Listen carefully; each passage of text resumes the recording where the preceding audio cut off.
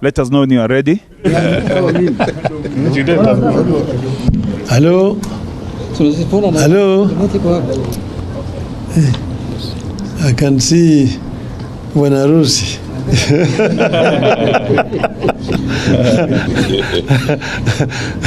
Nitakuja kuna mbuzi. Mchinjwa.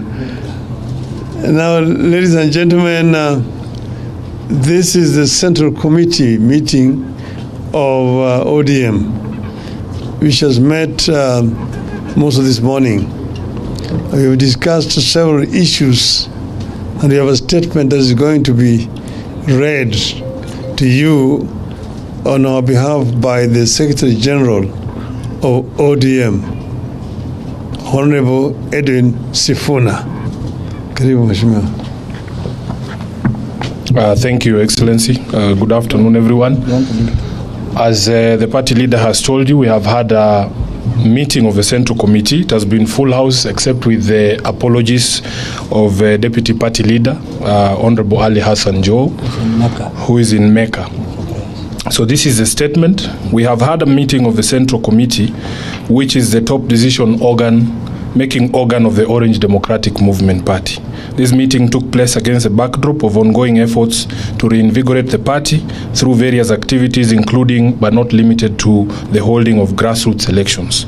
There are also a number of emerging and running national issues affecting Mwananchi, among them the crisis in the health sector as manifested in the ongoing doctor strike, the crisis of funding in our schools and colleges, and the scam of subsidized fertilizer. The committee meeting therefore took stock of the state of the party and that of the entire nation. A key issue canvassed at this meeting is the dire state the party finds itself in as a result of a government-instigated denial of funding. The Political Parties Fund was established to enhance democracy by promoting active participation by individuals in political life. Among other things, it is meant to cover election expenses of the political parties and broadcasting of the policies of the political parties. Unfortunately, this fund has become the death knell of parties it was meant to support. Since coming to office, the Kenya Kwanza regime has pursued a deliberate policy of denying funds to political parties, effectively crippling their operations. Key activities, including the planned elections, party elections, become challenging to plan and execute because of the regime's refusal to release funds to political parties. Clearly, the aim is to kill all political parties except UDA. We demand, therefore, that the funds be immediately released to parties in amounts and the manner stipulated in law. Be that as it may, the committee has resolved to kick off the party grassroots elections on the 27th of April 2024. The exercise will be staggered as follows. On the 27th, we shall have the exercise in 3 counties, namely Kwale, Busia, and Siaya. Then on the 29th, we shall have grassroots elections happening in Kajiado, Migori, and Wajir counties. And on 30th of April, we shall have the exercise in Kisii, Vihiga, and Murang'a counties. A further timetable covering the next batch of counties shall be released in due course. On rebuilding, rejuvenation, and reforms, the committee agreed on the need to continually grow ODM into a party that is strong both structurally as well as ideologically, with ability to provide effective leadership on local, national, and international affairs. In this regard, we agreed to continue with the ongoing membership registration, while at the same time working on the grassroots and national elections. With pride and satisfaction, the committee took note of the ongoing preparations by various leaders and members to vie for various positions. We have noted immense interest in the party. We are particularly encouraged by the number of young men and women who have expressed a desire or an interest in vying for various leadership positions within ODM. It is the greatest assurance that the party has a future and is still seen as a viable tool for national leadership. We encourage our members to pursue their ambitions with a sense of responsibility to strengthen and not weaken our unity and solidarity, and to focus all our attention and energy on that big and main task of any political party, which is to take power. We therefore agreed not to allow election activities to be the source of divisions or cause cracks in ODM. The elections must be seen as a friendly match and not a do-or-die affair.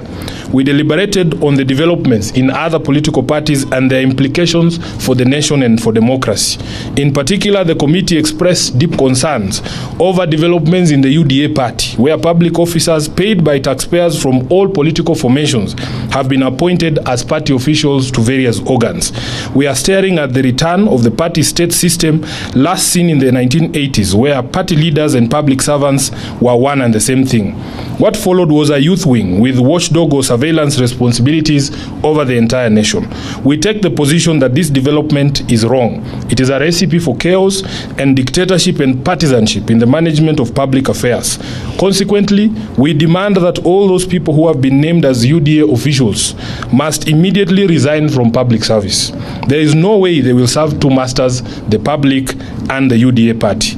The meeting further noted with concern what appears to be coordinated attempts to derail the implementation of the NADCO report.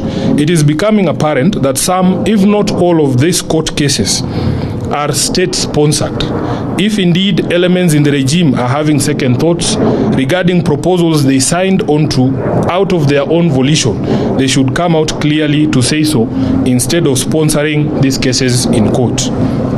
On funding of education, we are of a view that the government is taking teachers, parents and learners for a ride.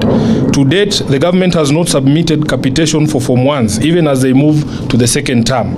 That means schools have had to find alternative ways to provide tuition, accommodation and meals to thousands of Form 1s. Teachers and parents fear that the Term 1 money may never be submitted and could end up in some people's pockets. Teachers don't deserve this kind of strain. The government must therefore release all capitation money to all schools before they reopen for the second term. We see an equally pedestrian and dismissive approach to the doctors' strike and its impact on ordinary Kenyans. There seems to be neither commitment nor capacity by the government to resolve the matter. We take the position that government must immediately respect and implement the 2021 court ruling which directed the Ministry of Health and the 47 county governments to implement the basic salary as per the agreed, signed and registered collective bargaining agreement of 2017-2021. In line with the demands of the striking doctors, the government must ring-fence health finances by operationalizing the Facility Improvement Fund. We support the call by doctors for the government to allocate at least 15% of its budget to health and to devolve the resources to the counties. We equally support calls by doctors for annual and incremental recruitment of doctors and other healthcare workers until the country attains the recommended levels of staffing for various levels of facilities. That is what the government does with teachers, police and military. Finally, we have reviewed one of the most dubious scandals running in the country currently, the scandal of fake fertilizers being distributed to farmers by government agencies and also being disowned by those same agencies within government. It is a scam that goes to the heart of our very survival as a nation. Coming right in the middle of the planting season, the presence and distribution of fake fertilizer and seeds is nothing more than economic sabotage. We therefore reiterate that heads must roll. Officers at the Ministry of Agriculture and those at the Kenya Bureau of Standards and the National Cereals and Produce Board, who have direct responsibility for fertilizer, seeds and certification, must immediately quit their positions and pave way for proper and professional investigations. Those found to be responsible for these criminal activities of supplying fake seeds and fertilizer must be charged with sabotage and engagement in organized criminal activity. The government must immediately devise new ways to procure, secure and distribute quality fertilizer and seeds to farmers who are running out of time. We reiterate that in view of the current delays and confusion over fertilizers, the prices of a product be subsidized further and reduced from the current 2,500 for a 50 kg bag to 1,500 as a show of remorse and apology and respect to our farmers. That is the end of the statement. I am sure it is clear and there will be no questions. Perfect. Look at which.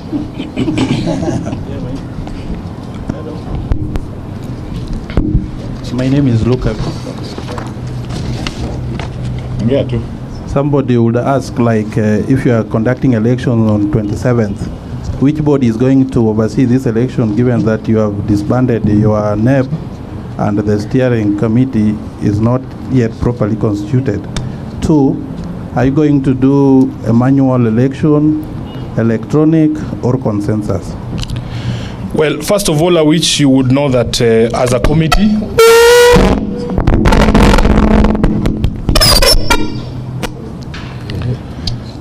yes, the Central Committee did propose certain changes to election management within the party. Those proposals were sent to the legal committee, who have drafted the necessary amendments to our instruments. The party will be having its next meeting next week on the 12th for 11th, yes, for adoption of those changes. And thereafter, we will be holding a National Governing Council to adopt those changes. So we have our full timetable to ensure that all of those things are in place before the 27th. Secondly, as to the method that will be used, the rules of the party are clear. All those methods that you have spoken about are actually proper methods of elections in ODM. So the board, the election committee, will be sitting with our members in the regions, because not all regions are the same. They'll be determining which method best suits which region. Any other question? I thank you. I thank you very much. Thank you. Very good. We'll get you a copy of the statement shortly.